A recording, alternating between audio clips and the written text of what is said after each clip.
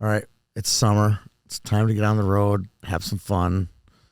I've been everywhere. I actually had a guy tell me, he goes, "You've been freaking everywhere this summer." I'm like, "Yeah, I kind of have."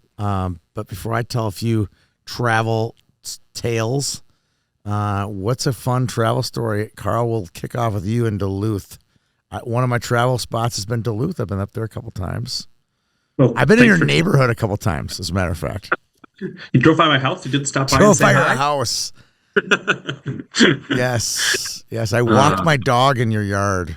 I'm kidding. I didn't. That's where that came from. My Okay. dog did not come with the Duluth. All right, where have you been? Did you go anywhere fun? Yeah. So, back in late spring, I flew to Istanbul. Wow. And then wandered Eastern Europe for a couple of weeks. I went to Budapest, and Vienna, and Prague, and Berlin, and it was very far from Hockey Land. Though there was some sort of tournament going on in Budapest. The signs were in Hungarian. I had no idea what it was, but there was a little hint of hockey there. But otherwise, Really? just That's pretty cool. wandering. Yep. That's really cool. Good time. Yep. Ryan, where did you go? I've been to Boston. I've been to Your mic Calgary. is way too high right now. Went to Warroad, Yeah, you did go to Warroad. which was a lot of fun. Boston was a blast, hanging out with the West Can crew. Had a lot of fun. Calgary. And was that your first time to Fenway Park? It is, yep. And what time did you arrive in your seat? It was the pitch clock had started for the first pitch, but I saw the first pitch. You did? I did. Missed So, the anthem, though.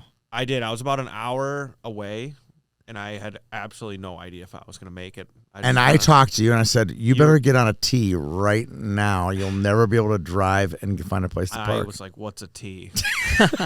So I sent him a map. I go, get on the green, and you'll be there. And, you red to green, right? Wasn't it red to green or green to I red? don't One remember. of the two. I drove as close as I could To the tee and got on, right? on, Yep. and thankfully, obviously, there was a ton of other fans, so Yeah. I kind of just You followed just them out. follow the fans. Yep. And Did the Red Sox lose? No, they actually. This was. I don't want to credit myself to their turnaround, but the dates do line up. So they're like 30-5 since I went to that game. They Okay, did. Ryan, you're never allowed to go to Boston again. They played the Yankees too, so that was really Yeah. cool. You went to a Oh, Yankees Red That- Sox that's the game? game, Yep. sweet. Yeah. And that I'm sorry to say, Ethan, that was also like my final disavow the Twins. I was like, oh, this is real baseball. Nah, it's Like, Yeah.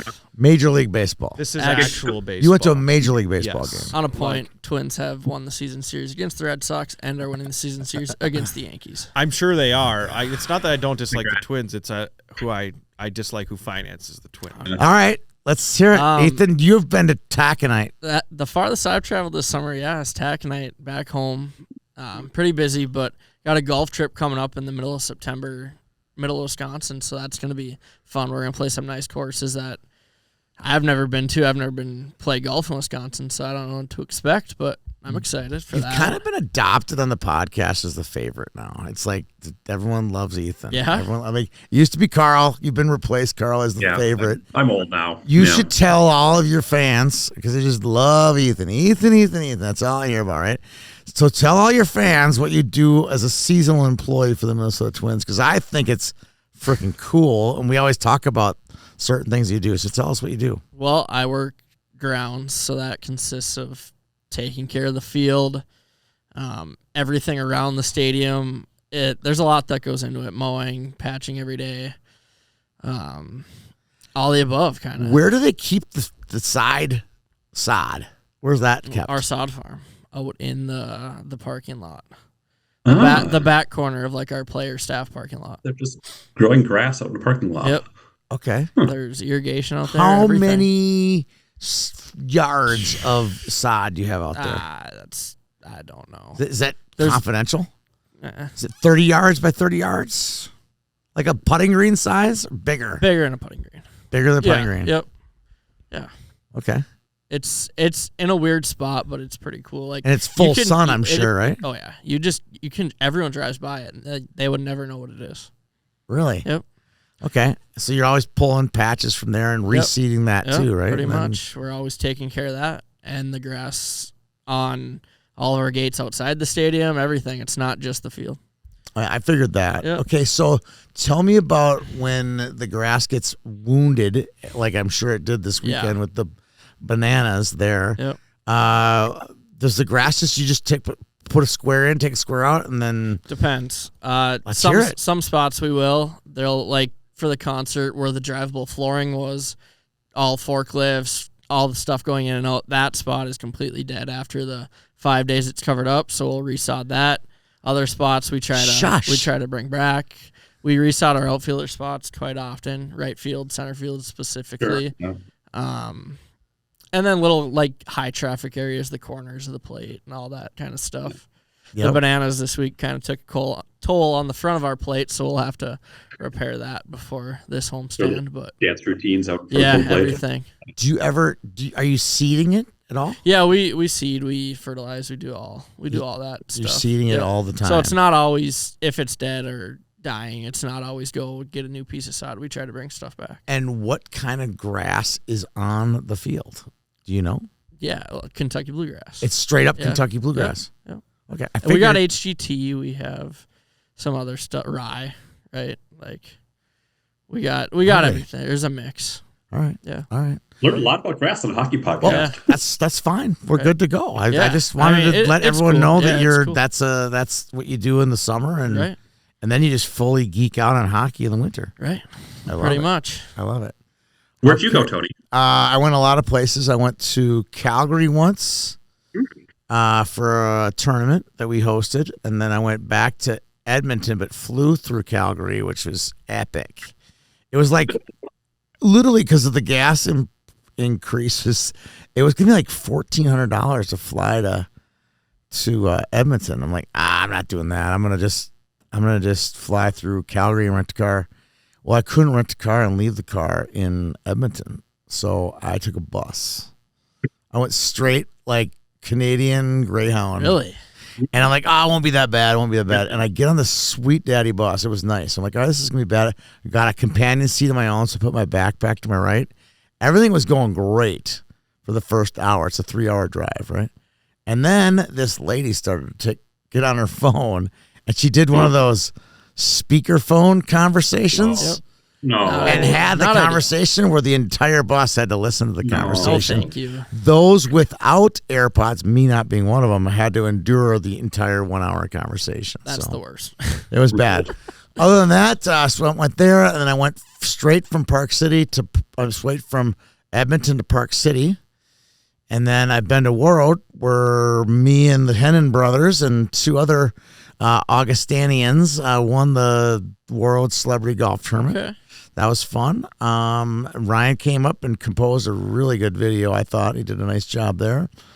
I'm going next Saturday. I'm going back to Calgary. Really? It's Debbie and I's 30th wedding anniversary, and we're gonna go out. We're gonna go out to Banff for 3 days. Debbie. So yeah, it'll be fun. That's awesome. So lots and lots of travel. That's a place that I've always seen and heard good things about, and I think that's a place I want to go. I've been probably 8 or 9 times, winter, spring. I've never been in, except when I was a little kid, full on tourist. It's going to be a little bit of a. It's worth it. It's a trip that's worth it. Oh, it's unbelievable. The drive in, just the drive into Banff alone is worth it. But then you get in there, you can go back into the mountains and see lots of different wildlife and the vistas, the views, the rivers, the lakes. Everything there is just, it's magical. Good. It's really cool. I'm excited to, and the thing is, I go for work. I'm there for work. And Debbie's never been able to come. Like, we're going for our 30th, so that's where we're going. So. That's awesome.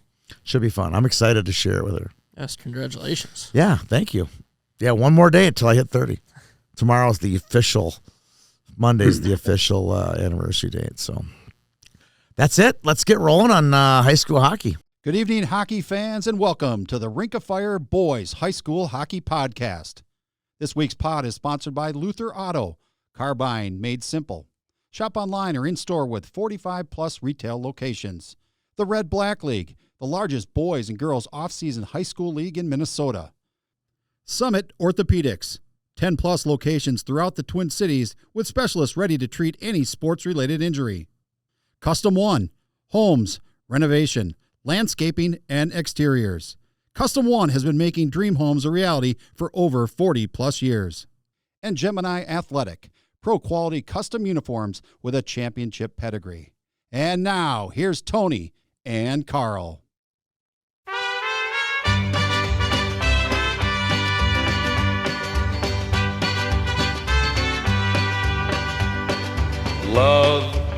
is a burning thing, and it makes a fiery ring. Bound by wild desire, I fell into a ring of fire. All right, yeah, let's share some news, some things that have come in across our desks over the past few months that, I think we've all been. I kind of want to talk about this. Some This major affects high school news for one some. way or another. Yeah, and we'll start with, I think, some changes that are happening at the college level, which, of course, are not direct high school news, but certainly will trickle down and have real impacts. So there are new eligibility rules for all college sports, including hockey, which had some extra wrangling around it, but the Thank new rules, God, because the Yes, original yes. ruling for 5-for-5 was not positive for men's hockey. Yeah. So the The way new I thing- understand the rule, and if I'm wrong and you guys understand it better, please step in. But my understanding is you get 5 years of eligibility starting on your 19th birthday. So your 18-year-old year, your first year after high school, does not count towards that. And then once you turn 19, you have 5 years. So you could, in theory, play 2 years of junior hockey, followed by 4 years of college hockey. You get 4 years of college hockey eligibility. There will still be kids that will play 3 years of juniors because they can play through their 21-year-old and still have 3 years of eligibility.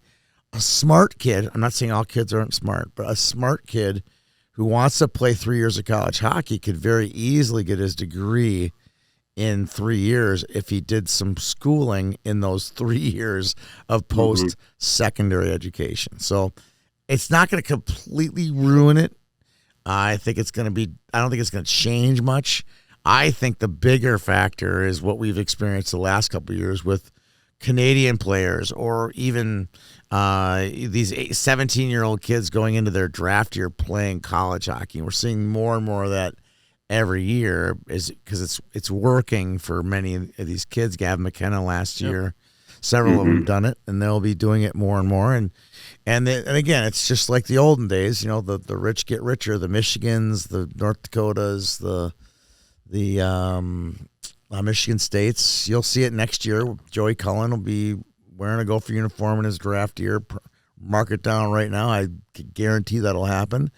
It's one of those things. The Blue Bloods will go after those young players, young, supremely talented players, and then the older programs, the Quinnipiacs of the world and Denver's or whatever, they'll continue to succeed. So that's a college topic, but it's still something that affects high school hockey big time. And not just high school hockey, like it'll trickle down too. You'll see it. The youth will get Bantams, right? It'll trickle all the way to the Bantams. Yep. Because and that's not ideal. And a kid in Bantams who should just be playing 60 games in Bantams will get sucked up to a high school program, and they'll even get sucked up to like the JV. Exactly. Oh, I gotta hurry up and get to the JV. I'm like, why? What's in a hurry to get to JV? Right. Play 60 Bantam AA games. It's way better for your development. You're getting really good coaching. I'm not saying the JV coaches suck. But I'm saying you're getting really good coaches at most Bantam AA programs.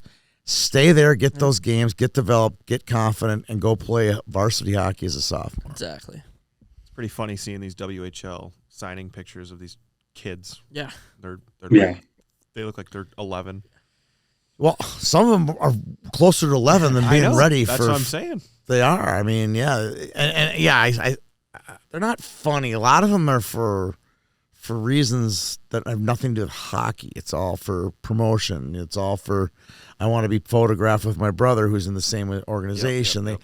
A lot of them are for show. A lot of that stuff's for show. And again, we can get into junior hockey a little bit later. I think we will get into junior hockey a little bit later in the show. So just hang on for junior hockey chatter. But yeah, you're right, Ryan. It is kind of weird to see that. But again, junior hockey teams, this is a theme. There's going to be a theme. Junior hockey teams are for profit, and they know what they're doing. And they have communication teams, and they're well run. Okay? Don't get mad at a for-profit company for doing what's right for their business. I have no problem with it. But yeah, if it's an 11-year-old looking kid, someone would do look I'm young. just saying it's just funny seeing that trend. Hockey seems to be getting younger and younger. Yes. Yeah, no doubt. When No you doubt see about that, you look, and then you realize, yeah, he's actually like 14, 15 That's also years just old. a microcosm of me getting older and out of the It hockey is. field, It is. All Welcome to right. middle age. I think Yep. I think that does it for 5 for 5, but it definitely has a trickle down effect. There's no question about that. Not a huge impact with the changes that they made, but it's enough that, there are going to be fewer 26-year-olds playing college hockey. So that means things just gets a little bit younger everywhere. And I think for all those skies falling people for high school hockey, it's really not. A lot of these kids have to go play on a junior team, and they have to make the team. And anybody who's smart, if they have any agent or any help at all, and if they don't and they want to listen to me, fine, listen to me. If you're going to dominate, if you're going to be in the top 6 and you're running the power play in Saskatoon or in Tri-City or wherever it is, stay there. I say stay there. It's great hockey. You're getting better. There's some good coaching in major junior, whether it's in the U.S. or in Canada. But if you're there just hanging out and you're going to practice, come back and play high school hockey. You'll get way better with the puck on your stick. Absolutely. Trust me. So, okay. Let's move on. There's some big news that came out in the last week or so about section realignment. And this is according to those in the know. I guess we should be in the know too, Carl, but is there like a 6-year big dog, and apparently that's the one that's coming? I feel like it's like a El Nino thing. Like we hear about El Nino, but is this an El Nino, or it's going to the big change, or is it just going to be another 2-year thing? It's potentially. I think we're about due for a larger possible section realignment. So yes, we're going to be getting new sections for next year. Next season. And instead of finding out in April, we're going to find out about it in September. Fall, in the next few months. Right. So it's coming. Yeah. We'll already know where things are going in the middle of this season. I just hope to God. I mean, everyone should make our wish list. We could write it down like you're writing Santa a note. If you could write the high school, like, please fix Rogers and Maple Grove. Please. I mean, please. You don't know how to read a map. You don't know anything about it. It's like when Cretan sat in 6AA for 6 years. It was just stupidity. Yep. Yeah, on a pin on a map, but I said this a million times in this pod. Yeah, but try getting on 94 at 5:30 p.m. to get over to your section opponent in Wayzata through 94, the Lowry Tunnel to 394. Like they're not section opponents. They just weren't. Nope. Whereas like 10 minutes to Hill Murray, 10 minutes to St. Thomas. No highway usage. Think about it. Think about how this works. Wasn't there a year, Carl? Wasn't there a 2-year stretch where Hermantown and Duluth Marshall were not in the same section? And the even 6 minutes. It's 6-minute drive. Yeah. The best part, too, was that Marshall was in the section with the range teams, and Hermantown was in the section with Proctor and Moose Lake, and heading down 35. So you literally had to drive through Hermantown. Yes. To get to Marshall or up to the range. Did you say it's 6 minutes from Hermantown to Marshall to Mars? Yeah. Little more than that. Yeah, to the town line. 9. Yeah. 9 minutes. Unless you're driving, then it's probably 6. If I'm driving? Yeah. I'm driving at 6. That YHH van. Yeah. Maybe there's a kid, recent graduate from Hermantown could get there in quicker than 6. No names mentioned. No names mentioned. I got it now. All right. No names mentioned. No names mentioned. Gave me a second, but I got it. That's awesome. Okay, sorry. So we will get new sections, and very intrigued to see what those are. We'll be able to talk about them midstream this season. Yeah, in our season kickoff. Okay, so I gave my wish list for Rogers just getting fixed. It was almost like they weren't their hand wasn't on the wheel or something. Right? It was like, what are we doing here? Why? Yeah. Why? It was stupid. And then Buffalo was always a weird one, That's too. what I was. That was the next one. Buffalo's another weird one, right? I still, even the other day, I looked for Buffalo in Section 8. I still cannot get my brain. I can't undo it. Yeah. No. I can't undo it either. Those two just seem weird to me. That just seems weird. They should be an 8 and whatever. I don't know how it works. Yeah. But The other thing I'm really curious about is what's going to happen in 7AA, because we have a bunch of opt-outs in Yes. 7AA that This really is have going no to be big opt-outs. Yeah. Carl, I'm going to let you. Yeah. I'm going to give you a soapbox on that one because you're going to be able to tell us about, about what would be like with some of these like outliers in the whole thing, right? You obviously have Denfeld, and you have Rock. There's a lot of people going to play their cards, right? There's Cloquet is going to play a card, Rockridge is going to play a card, Denfeld's going to play a card. A lot of cards there, and then if they play different cards, all of a sudden we're back to Blaine, Anoka. Isn't what's the one? I'm totally drawing a blank. Obviously Andover too, but there's a few others. Is Andover the next north one that will go back up there? Yeah, if you go strictly by north-south, yes. But again, if you go by drive time, like Blaine and Centennial are closer. Way closer. Yeah, because you can just go straight not by a crow's fly. They go by crow fly. They don't go by. I swear to God, they don't go by the highway. There's no possible way. It would take to get from Cretin to Pick at 5:30. It'd take you 45 minutes in the winter. Yeah, and they were in the same section. It made no. Or how about to get to Braemar? I mean, just as bad or worse. All right, sorry, I digress. But what is your fix? What's the one? So let's talk 7AA first, Carl. What could happen? Let's play out the scenarios before they play out in September. Yeah, so I think it's going to be a pile of teams going down. I mean, I think Denfeld has no reason to stay up. Marshall's well gets pretty dry after this year. I don't know if they stay up. I have heard that Rockridge will be going down. Really? So yeah. Why? I don't know. That's stupidity. They've been playing. They come to the Blue Ox now and play in the BAM AA division. I mean, they're seem to be trending everything towards AA hockey. Yep, but that's what I've been told. We'll see.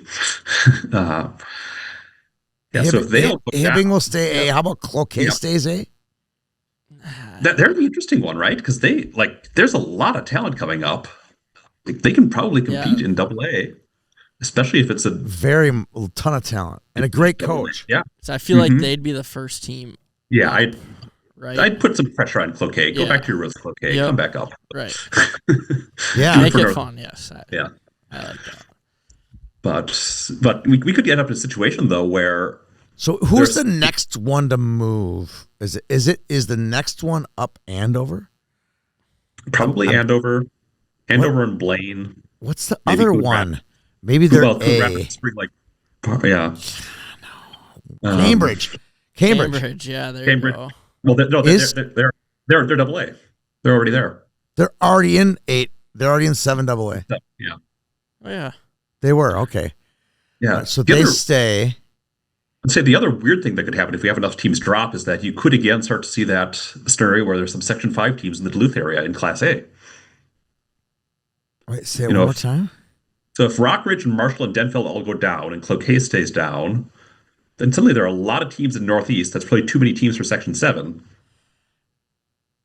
So you might have to. Cloquet is going to go in the same section as St. Cloud Cathedral. So like Moose Lake and Cloquet could head south. Yeah, which was where they were in the past. So it's possible to play with Cathedral, right? Yeah, if or Little Falls, right? That side. Who knows what happens? And how do you divide the line in St. Cloud? By the way, I mean, Sauk Rapids, Sartell, and Cathedral are like all 5 minutes from each other. Yeah, that's another one where you just draw a line right in the middle of them, and one goes west and one goes east. See, when one goes to 6 and one goes to 5. Right? Yep. And meanwhile, you got Detroit Lakes and Nowhere Land. Mm-hmm. When you start talking about Cloquet going to St. Cloud, it's just that's where why? Like, how are they looking at this and being like, yeah, that makes sense? Well, they have hypothetical, right? But you have to, though. You would have to, because I agree with Carl. This is a really interesting discussion because if you think about it, like you'd have Marshall. Yep. Who after last year, the bottom really drops out after this year. A couple players this year, but not much depth. Crazy. Beyond that, it's real thin. So Marshall, Denfeld for sure has to go down, right? Yeah. Mm-hmm. And I still feel like, Carl, you can comment on this, or reserve or elect not to. But I still feel like when they did this 2 years ago or 4 years ago or whatever years ago it was, everyone had an agreement that they were all going to go to AA. And the Hibbings and the Cloquets all reneged on it and went down and left Denfeld and Marshall at AA when everyone was going to go up to AA. Yeah, is there some truth to that? Maybe there isn't. I don't know. But I've heard that. I think Cloquet was independent of it. Cloquet was doing their own thing, but I heard Hibbing was in those conversations too. There's a lot of talk about that. How cool would have been Hibbing been in the AA state tournament last year? Yeah. That would have been delicious. That would have been fun. Absolutely delicious. That would have been fun. Yeah, they would have been easily the best team in 7AA last year. Just by a mile. Just a Hibbing Rapids section final. Yeah. Oh my God. Oh my God, that would have been amazing. Yeah. Okay, I'm living in regret and right now. And I believe, didn't Hibbing beat them this year? Beat Rapids? Beat Rapids. Yeah. I don't remember. I think they I feel did. Yeah. I think they did. Yeah. Sounds about right. So, okay, that's fun. So my fix was Rogers. Your fix was what, Carl? What do you got? One wish list. Is it just, I bet yours is something to get it where the northern teams have control over 7AA. It's Cloquet back in 7AA. That's it fundamentally. If they went up to AA? I'd be happy. Yeah. Yeah, and that would keep Andover out. Probably. Because let me tell you, Andover's got some. Yeah. Their Bantam team this year is going to be freaking loaded. So the future's, if you think the future's bright for Duluth East, double the amount of players for Andover. 7AA does not want. Oh, I'm aware. They do not want Andover back. No. They do not want them back at all. So this is a big meeting coming up. 7AA needs to get their act together and keep Andover out of that section. Because there's plenty of teams, right? Plenty of teams in 5AA to keep Andover tested, especially with Blaine. Absolutely. So, all right. What's your wish list? Right. I wouldn't say it's a wish. I just you brought up the Buffalo one. That was the one I was going to say. I think get them out of 8, right? The other one would be Sartell going back up. Just makes a lot of sense to me. To AA? Right. Yep. Well, that's all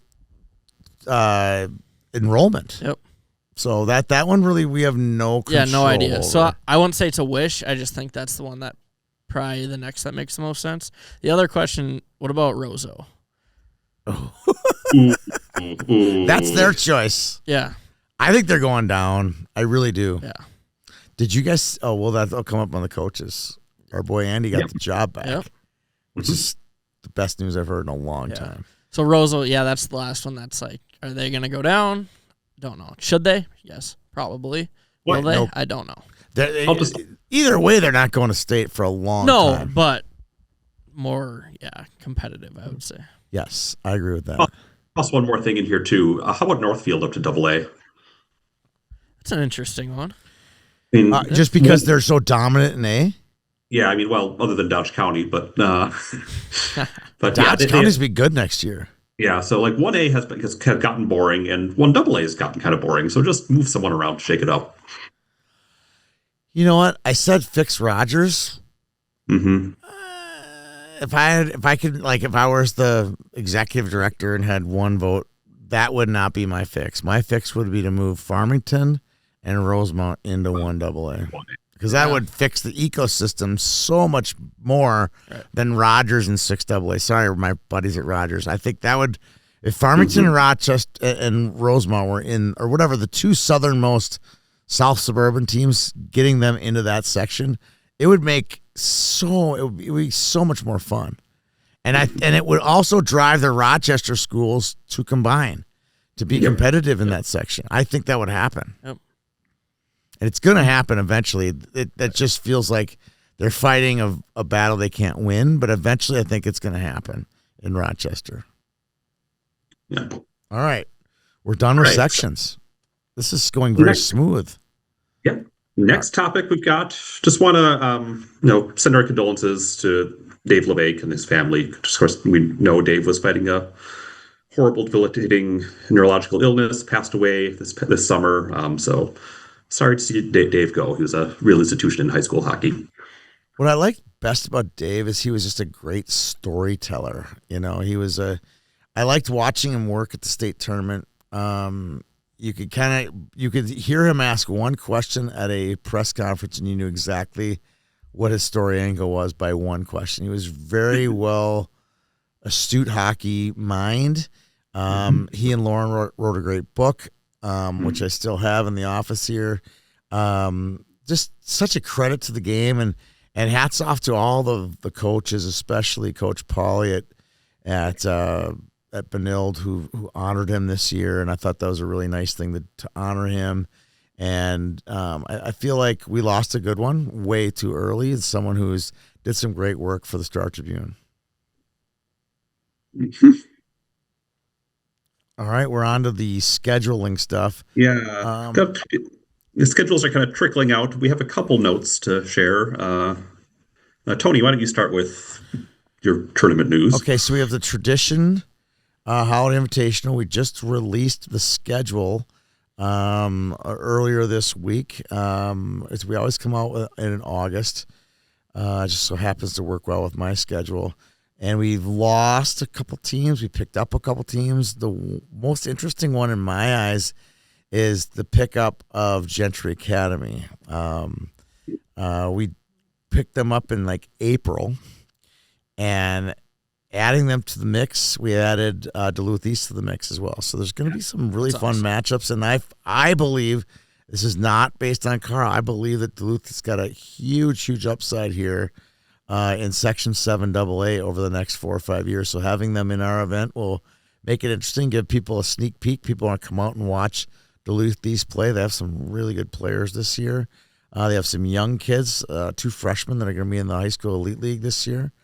Bypass the Bantam Elite League, bypass the Prep Elite League. They were lined up for both, and they made the high school elite league. Good for those kids. They're going to be good. It's going to be a good team. That's only going to make them better too. Seeing the competition down at the Tradition, it's going to be fun. Yeah, absolutely. Watching Graham Medlin freshmen play against Edina or play in the same building as Edina and all those good teams, it's going to be fun to see them the next few years in my tournament. I'm excited for that. So that's the one schedule.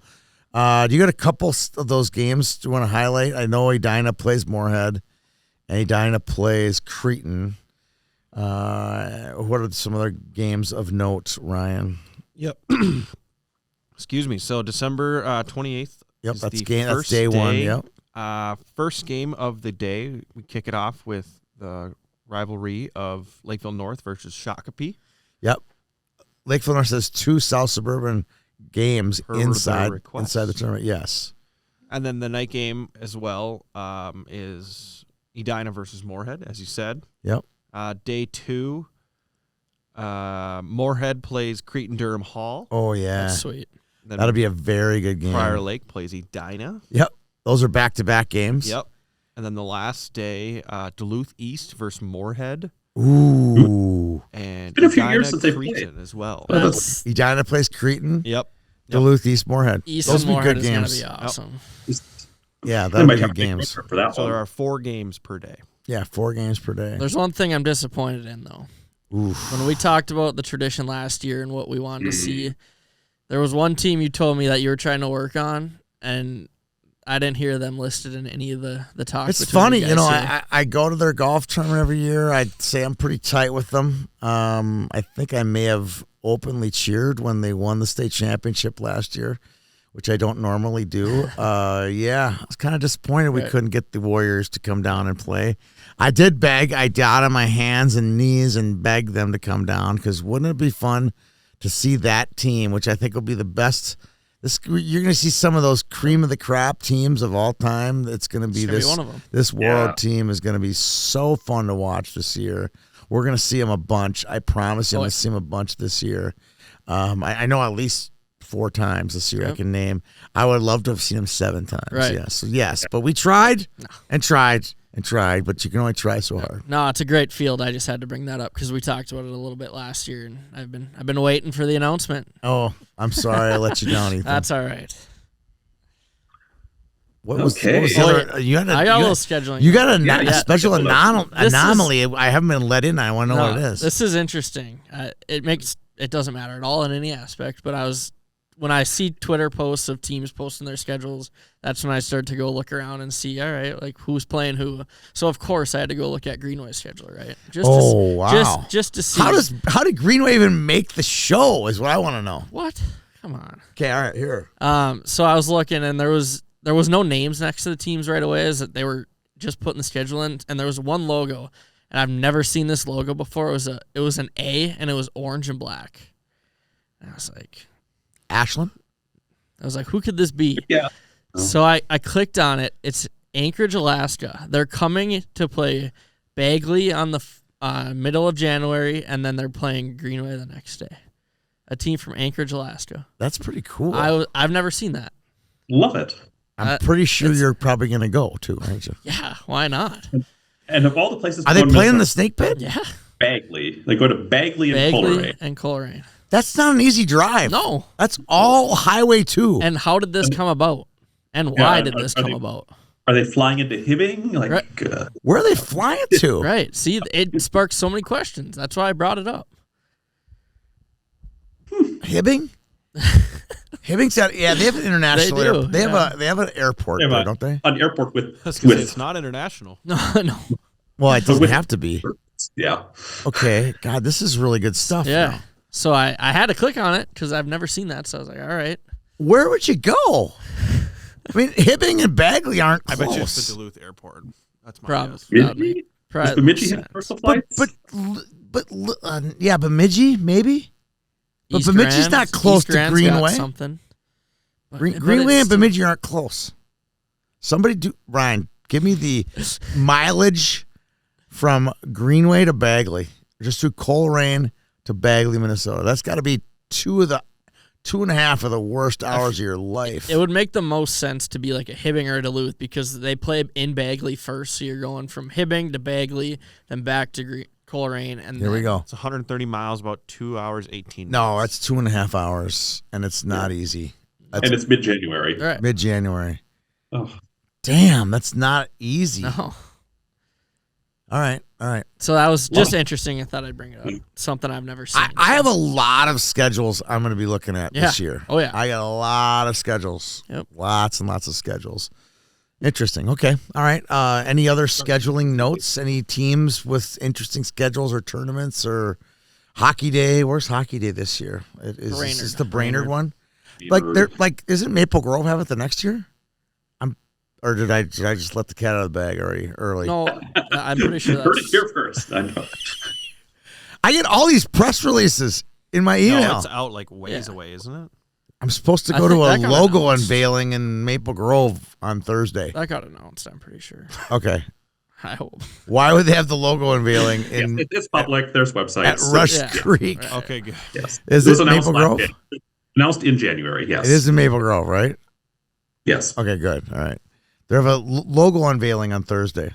I'm like, The- where do I want to be at 4:45 on a Thursday night? The one thing about, since we're on the Hockey Day topic, All right. the scheduling for Oh. that this year is It's not good, is it? no. The best day is Friday. Sartell Yeah. and Delano play, and Moorhead and Minnetonka play. And that's not Yeah, even that's- Hockey Day. Interesting. Really? Yes. Give me the That's a games. tough Is it obviously Brainerd's playing maybe Bemidji or something? Brainerd. Let me pull it up. Right? Who are they? I don't even know. I don't remember. I just remember the Friday game. Who's for playing? Brainerd. Let's start with the girls' game at 8:15 in the morning. There's only one boys game. One boys' game. Who is it? Can't pull it up. It's- Brainerd and who? Someone. All right, here we go. Here we go. So Brainerd, the girls' game's at 9:30. Brainerd and Bloomington Jefferson. The Yes. Love that. Yeah, the boys, the one singular boys game's at 1 p.m. and it's Buffalo versus Brainerd. Buffalo. Seriously? Yep. And then you got St. Cloud a State. section game. Not a section game. Not a section game. No. Then you got St. Cloud State and St. St. Thomas. Thomas. And that's it. The best games are Friday night. Sartell and Delano and Moorhead and Minnetonka. I actually like that. Like that actually showcases the good teams on Friday and let Saturday be about the host, right? I think I actually like it. Yeah, I'm not against it. Yeah. When is it? I'm sure we have a tournament. January 30th. We have a tournament. We have a new tournament this year. Ooh. Bantam B2, Bantam C, PVB2, PVC, The winter whiteout. Winter Whiteout, Squirt Bs, maybe? Squirt Cs? That might be breaking news. Yeah, it is. We didn't even announce it. We literally sent an live. email out to like 16 tournament directors, and it was full. It's a live drop. That is a live drop. Yeah. No one knows that this tournament's happening. It's awesome. That's awesome. So, and it's, like, I think it's the same weekend as the Moose, Goheen, Bantam. So there's going to be a busy weekend for us down here in the cities. Yeah. I still contend we will go to Hockey Day if it's in a location where I'll just call it Speedway. I hate to say this. No offense to Brainerd, where it's YHH friendly, we'll go to those locations. Like War Road. Where they're War Road, yeah, here's your spot right here, buddy, old pal, that we're not coming to your tradition tournament in Prior Lake. Well, do you think the Brainerd International Speedway sounds YHH friendly? It's not that we have just a ton of connections in Brainerd. It's Right. nothing against. I've been to plenty of Brainerd games, but it's not like they have a like. Well, we won't mention there was a location where it wasn't. I'll just say it wasn't YHH friendly. Right. So my point is, if there's places where it's friendly and it works out, Yep. we'll be there. Absolutely. No question. Like Stillwater, when it was there, they were like, "We got this for you. We got this set up for you." It was Yep. great. It was like, if they put out the red carpet, we're coming for And that's sure. how it should be. We're trying to promote. Hey, it. I'm not telling what people should Trying be. to I'm just promote saying, it. I what we're here know where we're loved. I'll just say that. That's right. We're loved everywhere, I believe, but some just a little bit more. All right, what else you got? All right, let's move into some lists of players, coaches, names, just things that are happening in the hockey world that we want people to be aware of. So first is just draft happened since we last did a pod, and there were 3, 4, 5, 6, 7 Minnesotans who played high school hockey at some point. There are a couple others who never played a high school game, but these kids all played in high school hockey in draft order. It's kind of funny, like Mikey Burchild is just an unbelievable young man, right? You guys, it just kind of makes me sad that you never got to see this kid play. He was a great squirt, great peewee, great bantam. I think he was a Bantam Player of the Year finalist his first year. I mean, he's that good a player. And he went off to the program, and you guys don't get a chance to see this kid play. And it's unfortunate, and I'm really happy he got drafted. But I don't want to just dog on these non-kids. Right. But, we should just focus on the high school players. But I'm just saying it's kind of sad some of these days. You see these kids get drafted, that didn't play high school hockey.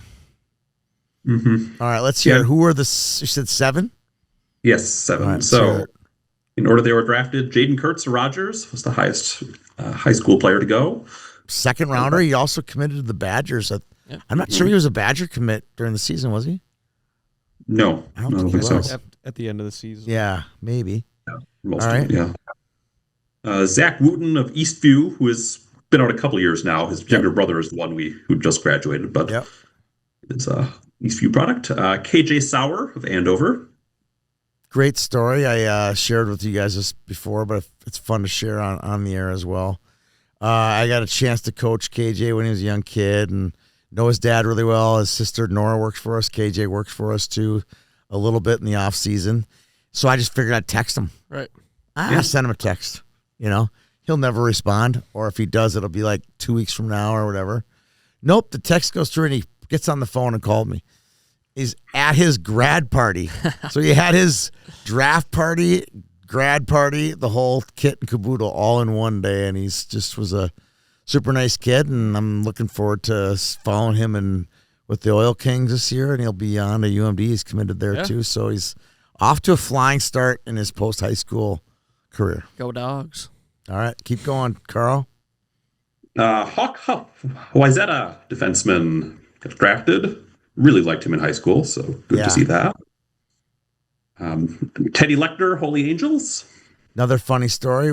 We were up at the cabin when this was happening and went to the bar on Friday, this outdoor bar right on the lake, and I look over and I see Matt Lechner, and there's Teddy Lechner, and every Lechner under the planet. All of them. All the Lechners are there. Bill.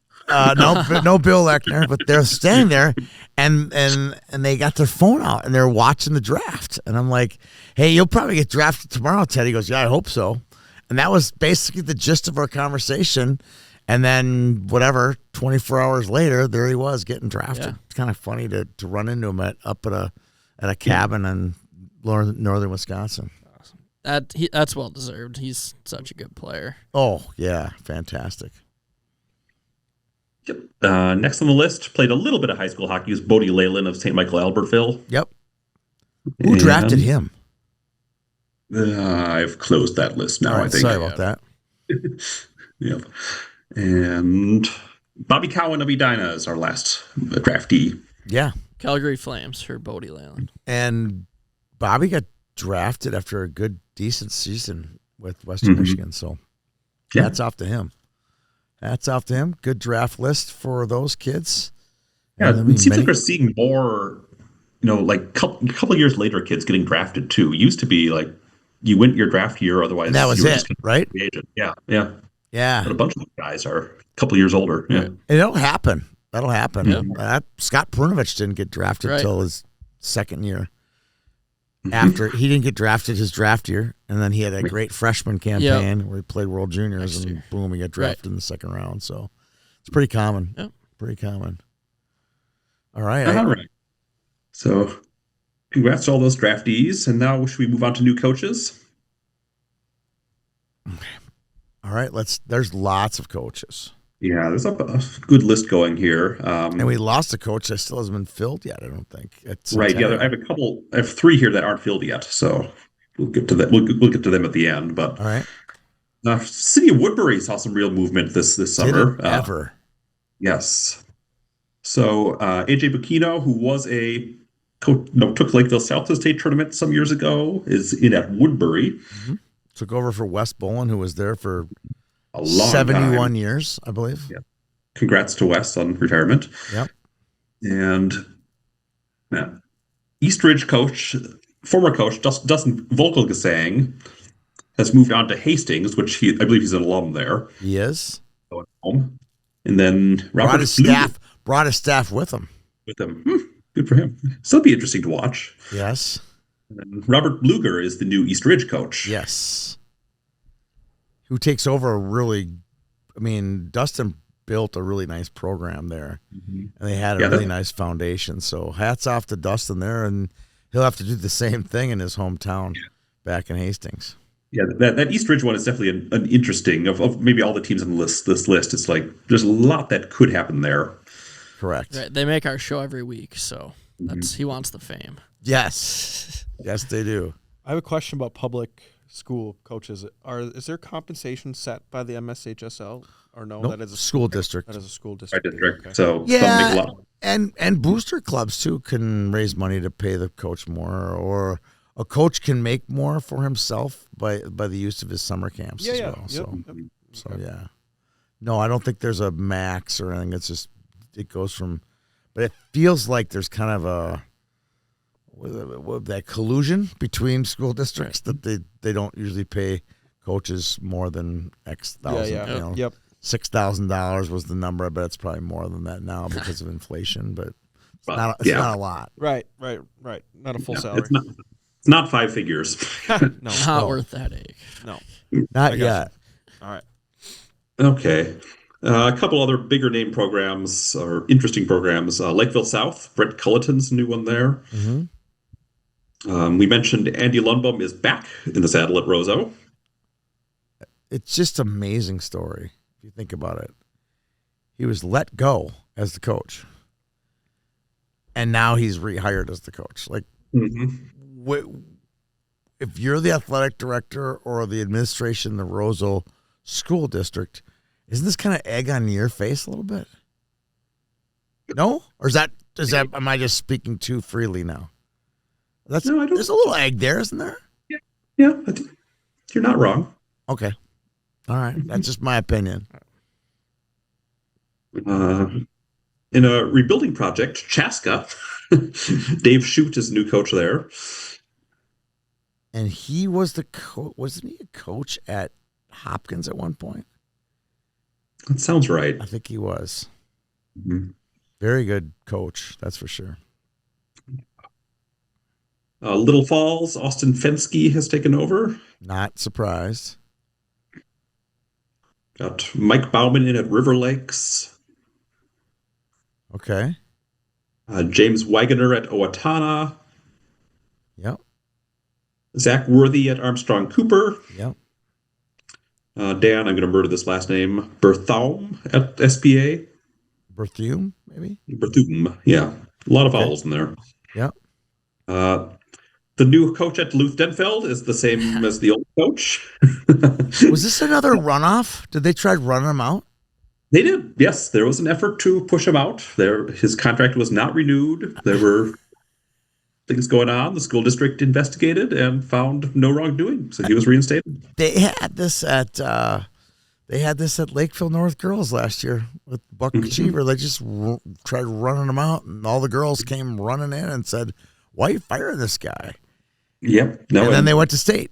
So maybe Duluth Denfeld will go to state this year. The coolest thing about Coach Jago is I was scrolling and all these former Denfeld players would pop up, and they all made like a 1.5 to 2 minute long video about why he should be the head coach. No doubt. Right. Like everyone loved him. And I'm glad that he's back there. That's If you know Dale, you know he's a character. Yeah. Yes. He can tell stories. He is a very entertaining guy to sit next to at a bar. But just gonna say you need the loud coaches in 7 AA. Yeah. Yep. And give him real credit for fighting too. I mean, he could have over him and done, but he asked around, figured out what he needed to do. Leaned on friends, and there were yard signs up in West Duluth. He put in the work. Yeah. What they say, save Jago? Basically, something like that. Yeah. That's amazing. There was like a slogan that everyone used. Yeah. What was it? If I can find it. That's cool. Mm-hmm. And I have one other just coaching note that I'll throw out here. Superior, Wisconsin, Scott Pionk. What? Whoa. Yeah. Didn't know that. Oh, yeah. Yeah. What? He has crossed the bridge. Yep. Wait, first of all, the fact that you even mentioned Superior got my attention. Like, why are we talking about Superior, Wisconsin? Joy memes bribe me. No, what can I say? No. Oh, yeah. Same reason we're talking about Anchorage, Alaska. Why not? We were talking about Superior because Scott Pionk. Oh, my Lord. Yeah. That's amazing. What does that even mean? I don't know. Does it mean anything? Yeah. Okay. Interesting. Okay. I think it's going to be really interesting to see how that goes, because I think, Scott Pionk has kind of been like the wish list coach in the Duluth area for a while now. It's like, if only we had hired Scott Pionk. And so now we'll see what he does. An interesting situation. Yeah. Crazy. Yeah. Let's see. Any others? We want to talk about the ones that have not been filled yet? Yeah, we'll just say there are 3 vacancies that, as of this moment, have not been filled. 2 of them are in Rochester, Rochester Lourdes and Century John Marshall. Then the other kind of newsy one is that Rich Menny is out at Centennial. His tweet was something, or his letter was something to the effect where he got a promotion in his day job, Okay. where he couldn't, leave at 3:00 in the afternoon to run a practice. Which a lot of these coaches have that type of job, or from November to March they have to leave work to coach hockey. So you have to have a pretty flexible employment in order to pull that off. Yeah, Rich was such a great guy. I can't tell you how many. The tweet that I sent out, I want to say there was close to 100,000 views on that tweet. And the reason was because so many people went on there and tweeted their own tweet on top of it saying, one of the best, one of my favorites. Everyone I talked to loved Rich Menny. And it's so funny, almost like a week or so, I was in Park City, Utah with Ben Gustafson, the head coach at Elk River, coaching his daughter and a bunch of kids. And he went on and on. This is way before Rich had resigned. He goes, tell you what, my favorite coach in the state is Rich Menny. He went on and on about Rich Menny. And then like 7 days later, he quit. Next I was like, thing you know. wow. I sent Gus the note. I'm like, you cursed the guy, you know?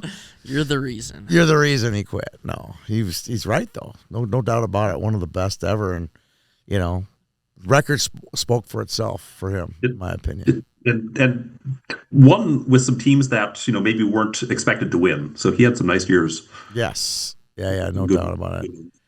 I think there was one year. I was like, I want to say it was like 08, 09. They had a couple. They were not supposed to win that first round. I think they beat Wayzata in the first round of the state tournament. Oh my God, it was exciting. One of the more exciting first round games I've seen. I think it was like a 4-5 game, like 07, 08, somewhere like that. No, it has to be later than that. So definitely pre-YHH years for sure. Okay. Yeah, it might have been right pre-podcast. Yeah. It was good. Yeah. What else you got, Carl? Are we on to comings and goings? That's it. Yeah. The signs say I stand with Jago. I was going to screen share it, but it's. Ooh, I would like one of those. I stand with him too. Yeah. All right. Yeah. Sounds like everyone did. So Yeah. that's good. That's good. Anyway, yeah. So let's go on to comings and goings. You know what I can say? I can explain. Sorry to jump here really quick. You know what this is? It's usually there's like a mob or 2 or 3 or 4 of parents who can run a coach out with their pitchforks, like with we the talked pitchforks. about last year. Yeah, and then the other 21 parents are like, no, no, and then the 21 kids are like, no, or even the children of the mob are like, no, and it happens.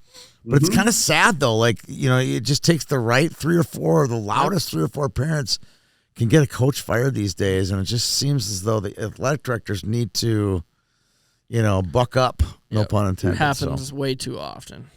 Sorry to jump your segment start there, Carl, but it hit me for a second there. Explain what's going on. All right. Now we'll talk about comings and goings. I'm going to start out just with the National Training and Development Program kids. We've known they've been gone for a while, but then Ethan's going to have a long list of other players who they're not on elite league rosters, or otherwise we're just kind of not sure what their plans are. Just want to check in and see if we have any intel. So start with the NTDP kids. Joey Cullen of Moorhead, shocker. Right. Landon Knott of Bemidji, maybe someone who was not on as many people's radars, but he was a very nice player when I saw him last year. Yeah. Maverick McKinnon of St. Thomas Academy. Not a surprise. Mm-hmm. Mason Schemenauer of Minnetonka. Yep. Very good player. Hadn't made it to high school hockey yet, but Dean Stevens of Minnetonka Bantams. Yep. So missing him certainly matters for the Skippers. And then R.J. Thompson of Eden Prairie.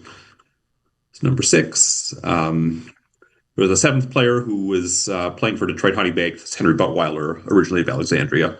And he played Bantams at Moorhead. Moorhead, so all over the place, yes. And Nash Road, we should add, has since been added to the NTDP. Yeah, I swear my spidey senses tell me another Minnesotan kid is going to get added to that U18 team, but I can't come up with who it is. You've been thinking about this since you walked in the door. I know. I gotta go look it up. And it's going to come to you right when we leave. Right as we hit the record button off. Yep. That's how it works. Hang on, I think I remember. The USA Hockey article has 2 other kids. Found it. I got it. Are you ready? For this? This is not official. This is not official. You can Google it right now. Jackson Hendricks, Wayzata. Write it down. Google it. I don't think he's been named yet, but I've heard from reliable sources that Jackson Hendricks will also flag that my spreadsheet. Flag that one. Well, don't change it. Don't. It's just he's got a pile of question marks. That puts a damper on my your Wayzata. My Wayzata team that we were going to talk about. But. Sorry about that. That's my job. Is put dampers on your guys' teams. Well, Tony's being the wet blanket now. Yes. I'm just trying to give people news here. Right. Just trying to give the news. Trying to give people something that they can't find anywhere else. That's what we're here for. That's right. Okay. So we got the NTDP. I felt like it was 3 kids from our Prep Elite League made the NTDP, which is just bizarre if you think about it. No. Just bizarre. That's they weren't crazy. playing. They didn't play in the high school elite league, or well, I don't think Dean could have played in the high school elite league. He was just a eighth grader going to ninth grade, but playing high school hockey last year or so now. Right. It was like 3 or 4. That's pretty impressive. Yeah, that's awesome. Carson Scott the year before, like it's every year, kids out of that league end up going, to the program. Yep. It's kind of funny. And there'll be more too. We got a lot of 11s this year that are really good that aren't in the elite league that'll be playing in it. We would add Martinson from Duluth East. He's a definite candidate for the program. He made the high school elite league as a freshman. What's the kid from St. Thomas Academy, Owen Ryan? He's 2 years of the high school elite league. He'll for sure make the program a year from now. So just watch these guys now before they go off to Neverland in Detroit. All right, what else you got, Carl? I don't got anything else, but Ethan has. Ethan. Right, I'm sorry. perfect. Sorry. Yeah, I got a I'm list so used here. to you leading here. All right, we'll start with Liam Schultz of Minnetonka.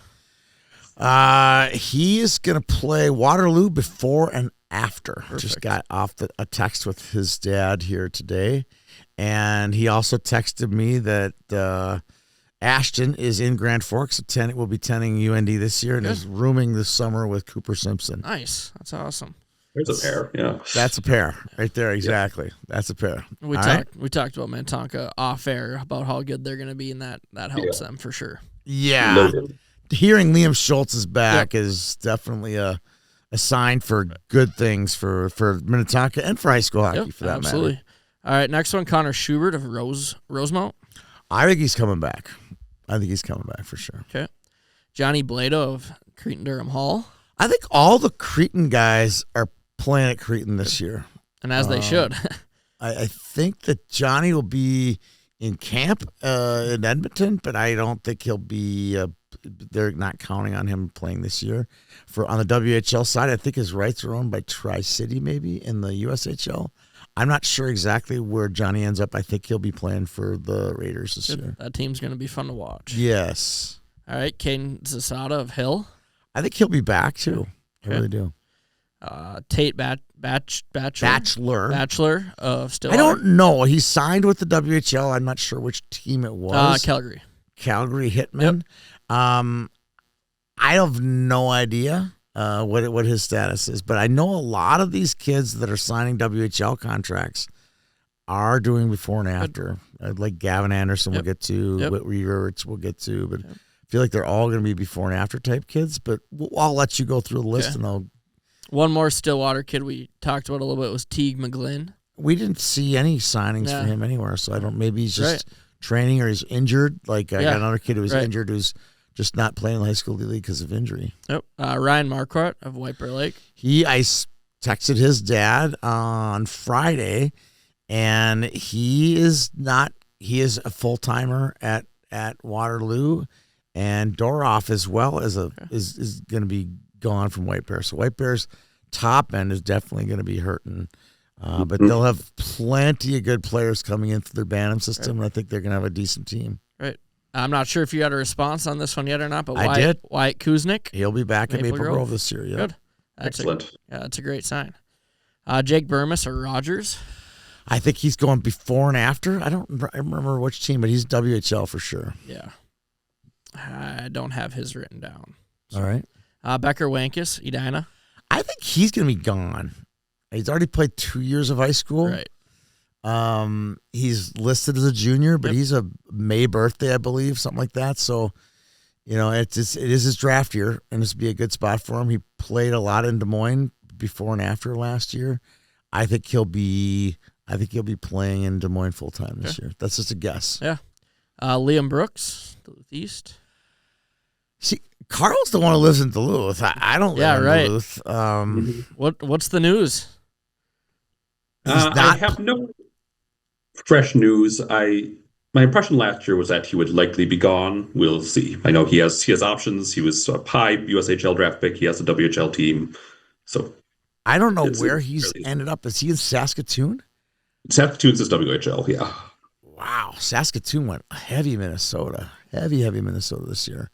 Yeah, I think the plan, through my sources, is for him to play before and after. Good. That'll With make the Carl rookies. real happy. Mm-hmm. It's an really intriguing East team if he's back. Very intriguing. Yeah, Very absolutely. good. Be a very good team. Let's get into a clump of Moorhead kids here. Zach Zimmerman. I would say slim chance, but Zach does have a chance to lay his hand on a three-peat.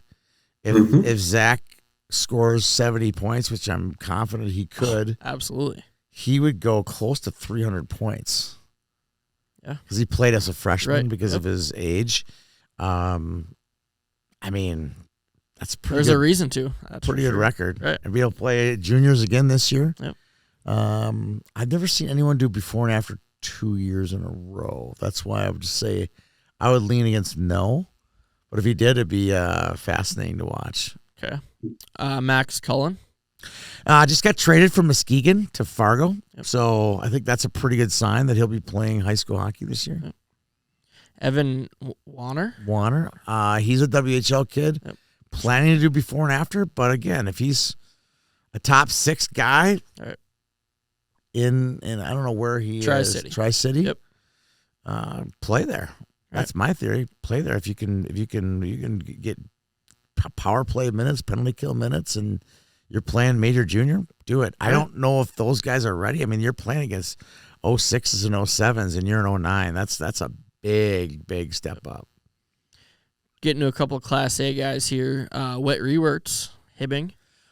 We've been told before and after. Good. But again, I still think Whit's got a ways to go physically. As far as just his overall makeup, his body makeup. I think he'll be back for another year. I think it'd be fun to watch that team this year. Absolutely, yeah. We'll stay with that team, Jackson Strukel. I haven't heard anything on him. Me either. I haven't heard anything on him signing. Is he? And he's not on the Elite League roster. Nope. He's not. Nope. That's that I've seen. That's keep an eye on that one. Yeah.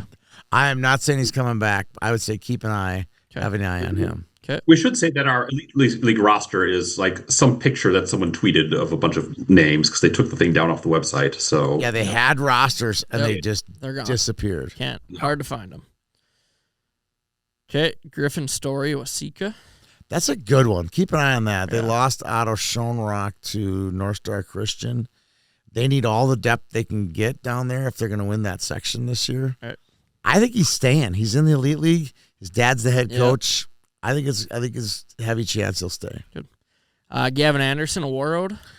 All right, so good story. It was at the golf tournament 3 Saturdays ago in War Road, and I said to myself before I left, I go, the only real juice I'm going to get this weekend is Gavin Anderson going before and after. And get off the plane, this kid named Cade Ackley picks me up, and we get in the car, and and he's like a 9th grader going to 10th grade. I'm like, hey, do you know if Gavin Anderson's going before and after? He goes, I'm not sure. It's a 3-minute drive from the airport to the Hampton Inn. Guess who's standing outside of the Hampton Inn now? It took me 6 minutes to get the scoop. And I see Gavin. I go, Gavin, are you going before and after? Or are you going full-time to Saskatoon? He goes, oh, before and after for sure. Good. So, and I suspected that. It's such a tight-knit group up there. It's hard to break that bond that they have. They want to repeat. I was going to say, that team's got a chance to do and they something got a pretty chance. special. Yeah, some really cool things are going to happen. I have a hard time believing that they wouldn't stick together. And Gavin's such a big part of that. Oh, yeah. With his speed and his skill. And, he's going to be able to do some special things up there this year. Mr. Hockey finally. Yep, absolutely. Yeah. Last one I got. I think he's the favorite. Definitely an argument for it. It's weird to say. He's going to just explode this year. Yep. I really think that. Yep.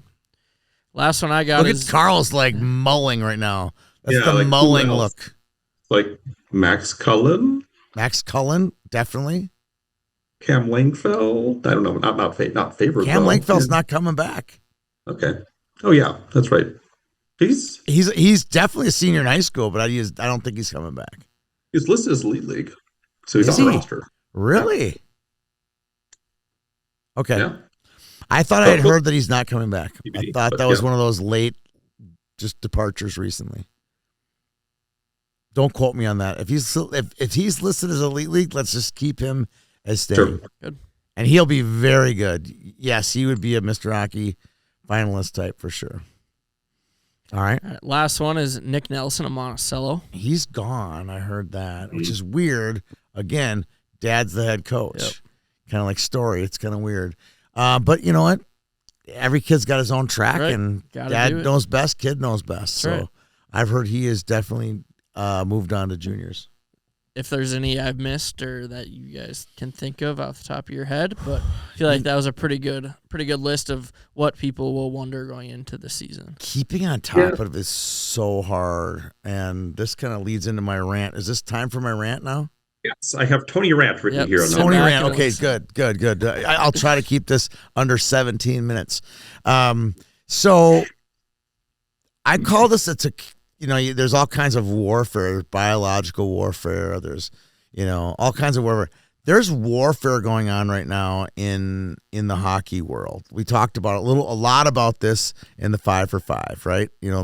Everything was kind of pushing down to younger. Well, one of the things that high school hockey is not equipped with is the communication warfare. There's a serious amount of communication happening.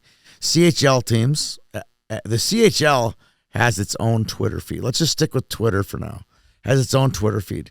All 61 teams in the CHL have their own Twitter feed promoting their players. So when they sign somebody, whether it's be the Sarnia Sting or the Tri-City Americans, they put a tweet out there immediately with a kid with a little tie on and his sweater, right? Mm-hmm. Okay. Then you have the USHL. They have 16 teams, soon to be 20 plus teams, and they have a communications director. And guess what? We all read it. Whether we admit it or not, we read it. We see it. And it's demoralizing when you see a high school age kid from Minnesota, from Minneapolis, from St. Paul, from Warroad, from Duluth, sign a contract. It's like, oh, we lost another one. When you see Gavin Anderson sign, you're like, oh, that kid could win Mr. Hockey. Yep. Well, nobody's out there, and I'm not trying to say it's not my job, but it's like digging this stuff up and saying this kid is playing before and after.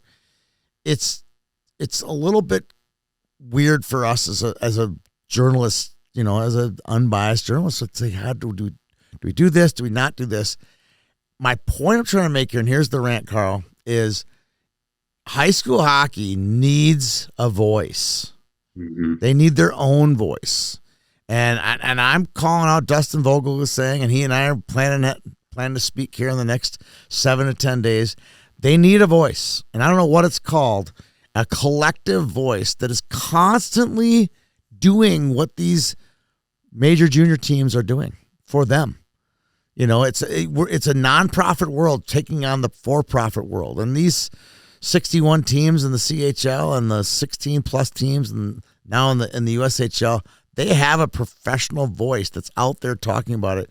Wouldn't it be cool if there was a Twitter feed about high school hockey that was talking about, let's just say starting in June, you'd basically like, here's 9 guys, the 9 returners for Delano, the 8 returners for La Crescent. Here's the 15 returners for Waseca.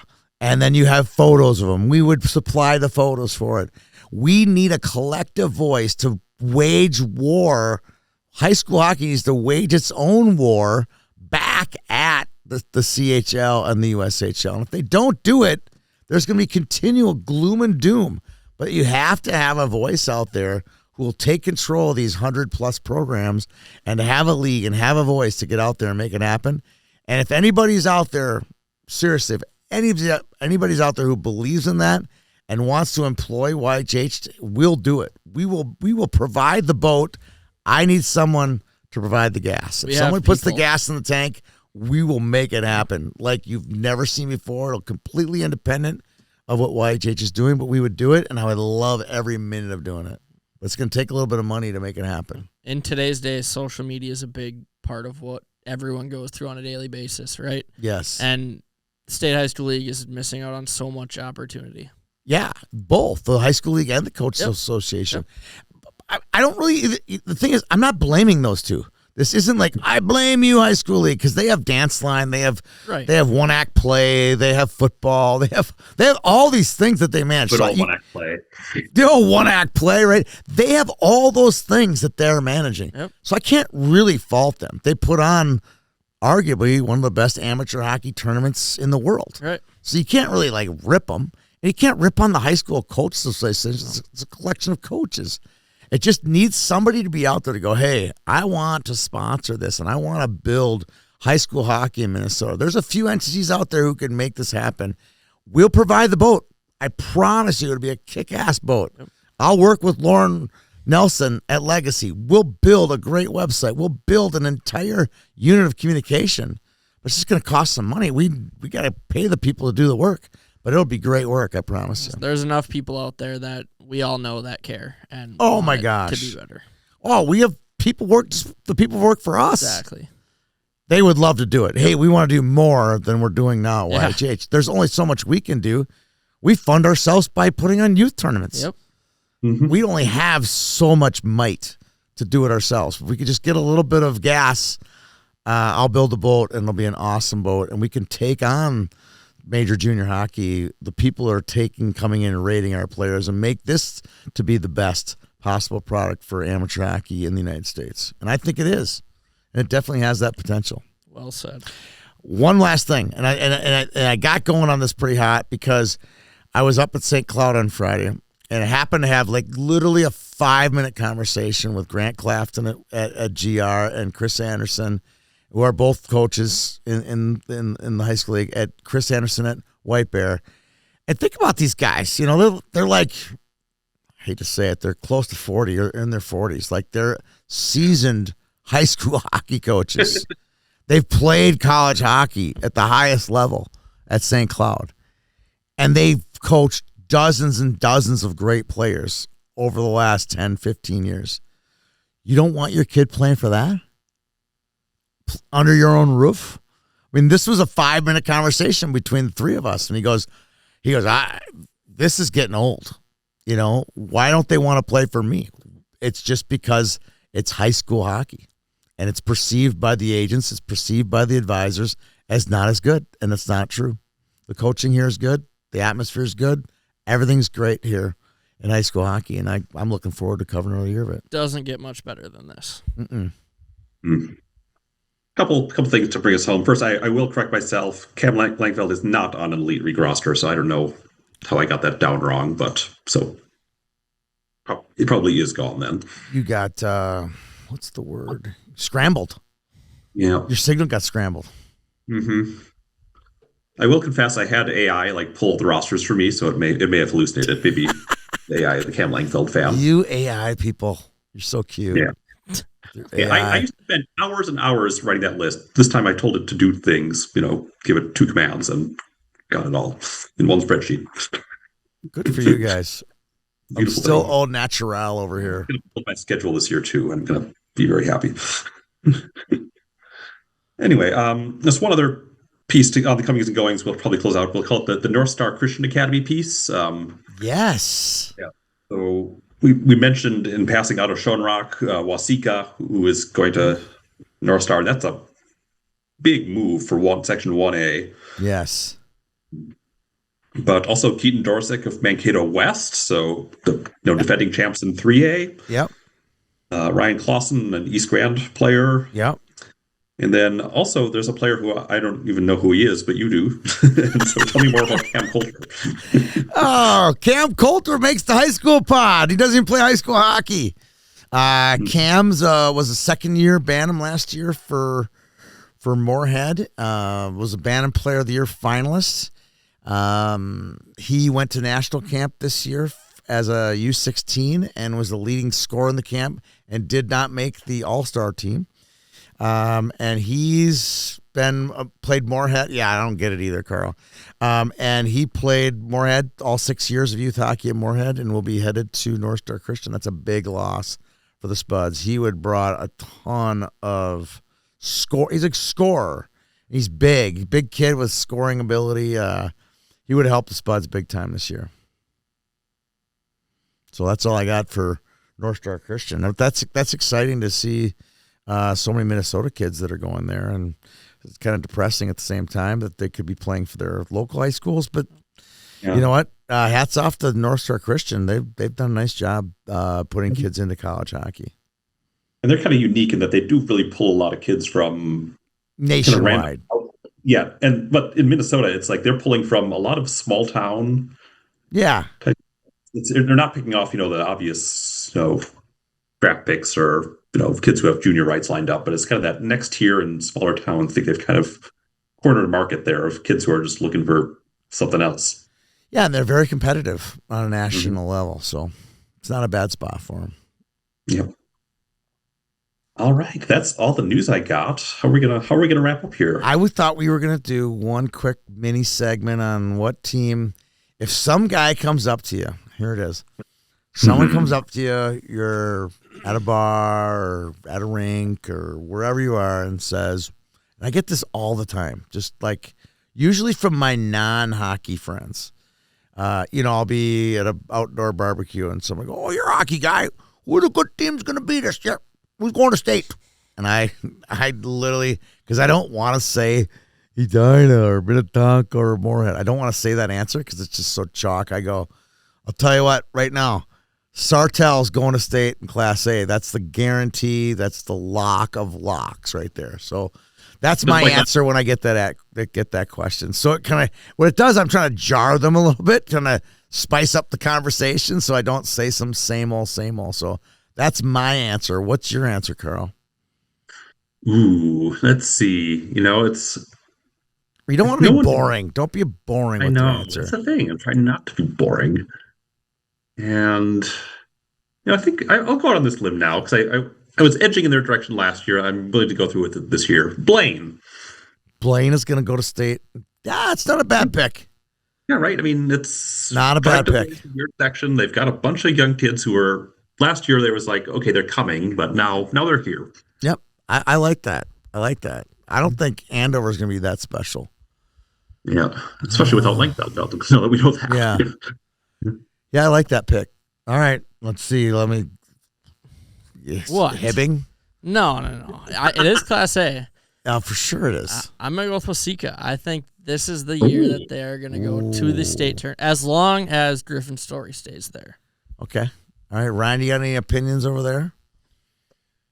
I mean, so Jefferson. We're not doing like Jefferson. layups, Jefferson, right? No, we're not doing like layups, right? Well, mine was a total layup, but they never made it to state, and that would get the guy at the barbecue to go, "Who? What?" Because they've never been there before. It doesn't have to be a never been there. It just be somebody you think is going to go to state. Someone's just gonna be good. Impress someone who doesn't know anything or doesn't know. Yeah. I mean, the basic answer is Minnetonka. No, you can't say that because the person would fall asleep if you said that. Yeah. I think Gentry will go back. Gentry. Ooh, I like that. One. Yeah, that is a good one. Gentry will go back. Yeah. My other thought was St. Cloud Cathedral. Northern Lakes. Fun. Wait, hang, Carl. What section is Cathedral in? They're in 5. That one's gonna be light. Right? They got a lot of prep players. That'll be light. Selling lost Nelson, so that that'll be very light. I'll stick with Gentry. Yeah, I like that Gentry call. That's good. Stick with Gentry. So Gentry, Waseca. Yep. I had Blaine and Blaine Sartell and Blaine. Yep. Okay, good. All right. I like it. I like those. No Jefferson this year, huh? I mean, we got a couple of good guys, but I just, it takes a village. or a hockey team. One or two. It's too early. It's too early. We'll be the 5 seed this year in the second. One other coming-going question. Where's all of Hermantown playing this fall? Because almost none of them are on the Elite League. I saw Carter Nash made it. Yeah. Right? Yeah, and Lenzik. Yeah, but it's like Zhukov's not there. Nicklin, I think, not is there. Nicklin's not there, is he? Nope. Martelok's not there. Swenson's not there. Where are they all? Where are the missing Hawks? I think they're doing before and after. Okay.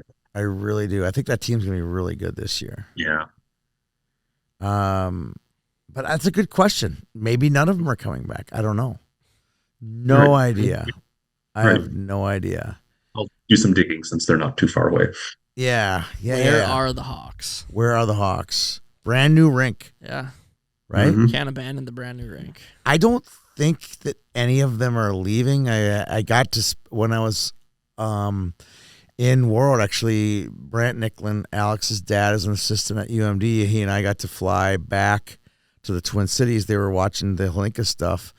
And so I spent an hour on the plane with him, and we were breaking down everything, their team, Hermantown's team, the whole team. And never once did he give me a sky is falling in Hermantown impression. So I feel like they're all coming back in some way, shape, or form. I think a bunch of the Duluth area have played AAA in fall in the past, so it would not be weird to me if you were doing that too. Yeah, it'll be interesting to see how that turns out. But I think a lot of those kids are just like, hey, I'm going to go practice and play in junior hockey and get my time there. And maybe they're playing for the Wilderness. A lot of kids have done that too. So you never know. That's not a bad option for them to play for the Wilderness either. Not at all. Stay at home, stay in your own bed, that kind of thing. I think staying in your own bed is one of the most underrated facets of the whole junior hockey thing, is sleeping under your own roof and hanging out with your high school friends and playing some good hockey. But to live a junior hockey lifestyle as a 16, 17-year-old,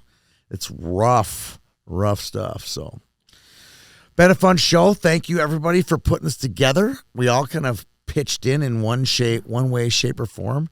It's fun to get together. Thanks for pushing the envelope, Carl. Carl's the one who made this thing happen. He kept pushing and pushing. And I was feeling so rusty. It's like, we just need to do this to make me do some work and get back into the hockey swing. So this gets me. I was already amped up, but this gets me like, okay, it's almost extra. So let's get going here. We're definitely getting there. And by our next show, maybe we'll have a fall pre. We've had a pre-show before, haven't we, Carl? We have, yeah. We might do a little pre-show.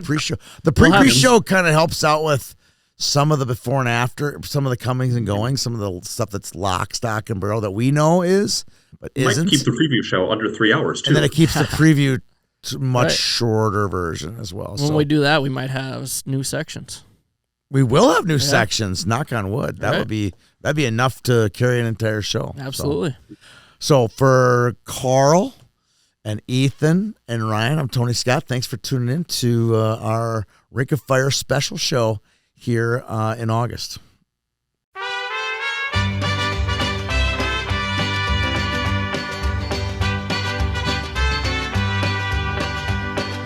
Love is a burning thing, and it makes a fiery ring. Bound by wild desire, I fell into a ring of fire.